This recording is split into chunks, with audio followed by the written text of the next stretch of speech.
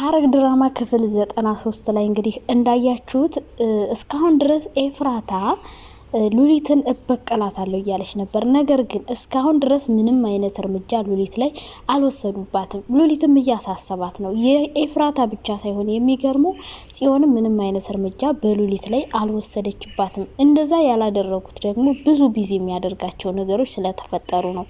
ኤፍራታ ስቃይዋን ማበላት እንደዛ አሰቃይተኝ ዝም አለላትም፣ ዋጋዋን አስከፍላታለሁ ብላ ነበረ፣ ለሷም ብላት ነበረ። ነገር ግን ሉሊት ላይ አሁንም ምንም የተደረገ ነገር የለም። እዛው ቤት እየኖረች ነው።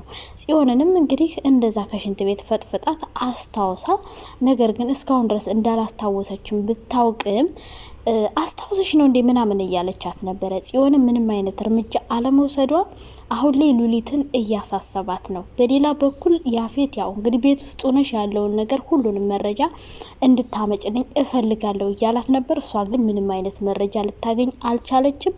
ጽዮንም ምንም እንደማታስታውስ ነው የምታውቀው። ናታንም ቤት ውስጥ እያመሸ ስለሚገባ የሚሰራውን ስራም እየተናገረ ስላልሆነ ሉሊት ምንም አይነት ፍንጭ ልታገኝ አልቻለችም እስካሁኑ ሰዓትና ደቂቃ ድረስ ማለት ነው። ሌላ እንግዲህ ኤፍራታ እዛ ድርጅት ውስጥ ልትሰራ ነው፣ የያፌት ድርጅት ውስጥ። ነገር ግን እዛ ድርጅት ውስጥ እንድትሰራ ያደረገበት ምክንያት ለምንድን ነው? ከዛ በፊት እንድትሰራ አልፈልግም ብሎ ነገር ግን አሁን እንድትሰራ እየፈቀደበት ምክንያት ምንድን ነው? ናታን ወደዛ ድርጅት ስለገባ እሱን ለማናደድ ነው ወይስ ደግሞ ምን አስቦ ነው ኤፍራታን እዛ ድርጅት እንድትሰራ ያደረጋት? ከዛ በፊት እንግዲህ ኤፍራታ እየሰለለች ነው እንጂ የእውነት ወዳኝና ፍቅራኝ አይደለም ያገባችኝ እያለ ነበረ። ሰው አሁን ላይ ለኤፍራታ የሆነ ፈተና አዘጋጅቶላታል ብዬ ነው የማስበው። እዛ ድርጅት ከገባች በኋላ የምታደርገውንና የምትሰራውን ነገር የሱ ሰዎች እንዲከታተሏት ሊያደርግ ይመስለኛል። ኤፍራታ ደግሞ እዛ ድርጅት ውስጥ ከገባች ቀጥታ ስራዋን ነው የምትጀምረው ብዬ ነው የማስበው። ያፌትን መበቀል ትጀምራለች። ነገር ግን አሁን ላይ እዛ ድርጅት መግባቷ ጥሩ ቢሆንም እርግዝና ደግሞ ተፈጥሯል። እንዳያቸዋት ነው ማለት ነው። እያስታወከች ነበረ። ሰው ከናታን ይሁን ከያፌት የሚታወቅ ነገር የለውም። ሰው ሆዷ እየገፋ ሲሄድ ደግሞ ያፌት ምን አይነት ጥርጣሬ ሊያድርበት ይችላል በአጭር ጊዜ ውስጥ። ነገር ግን ያልፈለገው የረጅም ጊዜ እርግዝና ሲፈጠርበት ናታንን ሊጠረጥረው ይችላል፣ ወይም ደግሞ እሷ ራሷ ልትናገር ትችላለች። ምክንያቱም ቀኑ ስለሚታወቅ የተጋቡበት ቀን። ስለዚህ ኤፍራታ አሁን ላይ ከባድ ወጥመድ የምትገባ ይመስለኛል። በዛ በኩል አቤል አለ ደግሞ ቤት ውስጥ እንዲኖር ያፌትን እንድታስፈቅድላት ጠይቋት ነበር። ነገር ግን ያፌት ብትጠይቀው ፈቃደኛ አልሆነላትም። አቤል ግን እዛ ቤት መኖር የፈለገበት ምክንያት ደግሞ ምን ሊሆን ይችላል? ቢኒያምና ናታን አሁንም ሊግባቡ አልቻሉም፣ ተጣልተዋል ማለት ነው። ቢኒያም ናታንን ሊያየው አይፈልግም፣ ሊያወራውም አይፈልግም፣ ቂም ይዞበታል። እንግዲህ ቤት ውስጥም ሄዶ ሊያናግረው ፈልጎ ነበር። ነገር ግን ላይ አልፈልግም፣ ከዚህ በኋላ ከህይወቴ ውጣልኝ አንተም እህትህም እያለ ነበር። ገነት እንግዲህ በመሀል ላይ ለማስረዳት እየሞከረች ነበረ። ልትነግረው ፈልጋ ነበር ሁሉንም ነገር። ነገር ግን ቢኒያም ሊሰማት ፈቃደኛ አልነበረም። እሷም ደግሞ ለመናገር አልቻለችም። በደንብ መናገር ስላልቻለች በቀጣይ ቀን ምናልባት ገነትን ከተሻላትና መናገር ከጀመረች ልታስረዳቸው ትችላለች። ከዳግም ጋር ሆና ቢኒያምንና ናታንን በአንድ ላይ ልታግባባቸው ትችላለች። ምክንያቱም ለናታን ቢኒያም በደንብ ያስፈልገዋል። ካሁን በፊትም ብዙ ነገሮችን አግዞታል። ከዚህ በኋላም ሊያግዘው ስለሚችል ቢኒያምና ናታን መጣላት የለባቸውም በጭራሽ። ነገር ግን ናታን ለእህቴ ታስፈልጋታለህ፣ ከሷ ጎን መሆን አለብህ። እህቴ እንድታዝንብኝና እንድትከፋብኝ አልፈልግም። ካሁን በፊት በታገትክበት አጋጣሚ በጣም አዝናና ተከፍታ ነበረ። ካላንተ መኖር የምትችል አይመስለኝም ብሎት ነበረ። ቢኒያምም እንግዲህ እንደዚህ እንድርቅ ከሷ እንድርቅ እኮ አንተ አስገድደህ ነበር፣ እንድርቅ ያደረከኝም አንተ ነህ። ስለዚህ አቤል ሁሉ ነገር ያደረሰብኝ በሷ ምክንያት ነው። ስለዚህ ታወኝ፣ መጀመሪያ እንድርቅ ስለጠየቀኝ ከዚህ በኋላ ደግሞ እንድቀርባት አትጠይቀኝ በማለት እንግዲህ ከባድ ምላሽ ነው የሰጠው። ጽዮን ሁሉንም ነገር ማስረዳት አልቻለችም። ምክንያቱም ለቢኒያም ሁሉንም ነገር ብታስረደው አቤል አስገድዷት እንደሆነ ፋይል ይዞባት እንደሆነ ብታስረደው ምናልባት ቢኒያም ያልሆነ እርምጃ ወስዶ ነገሮችን ሊያበላሽባቸው ስለሚችል እንግዲህ ከኤፍራታ ጋር ሆኖ ነገሮችን ማስተካከል እየሞከሩ ነው። ነገር ግን ማስተካከል የሚችሉ አይመስለኝም። ይሄን እናስተካክላለን ሲሉ ሌላ ችግር ተፈጥሮ የበለጠ ችግር እንዳይፈጠር ነው ብዬ ነው የማስበው። ናታን እንግዲህ እስር ቤት እንዳይገባ ይሄን ሁሉ መስዋዕት እየከፈሉ ነው። ነገር ግን አሁን የሚሰራው ስራ የናታን ስራ እስር ቤት የሚያስገባው ይመስለኛል። ምክንያቱም የዲያራ እናት ኤክስፓየርድ ያለቁ እቃዎችን ሌላ ኤክስፓየርድ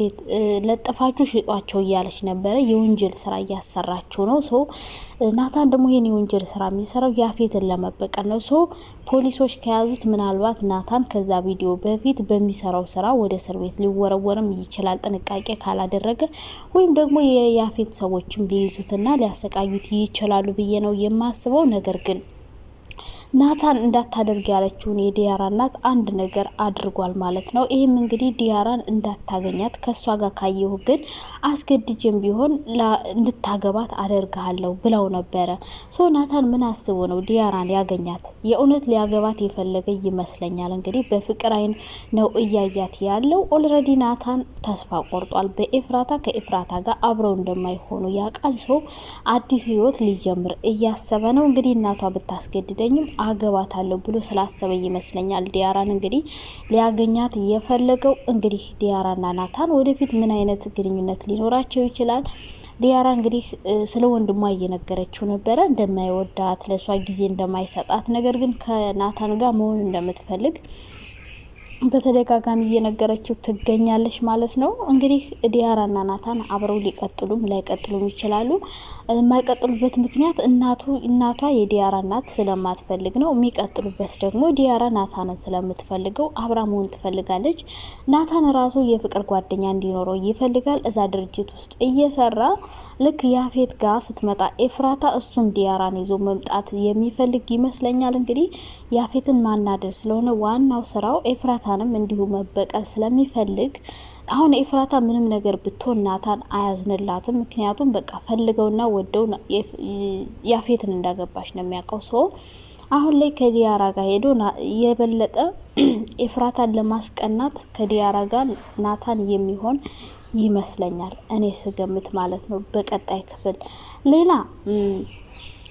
ጽዮን ናታኝ ጽዮን ደግሞ ናታን ከዲያራ ጋር እንዲሆን አትፈልግም።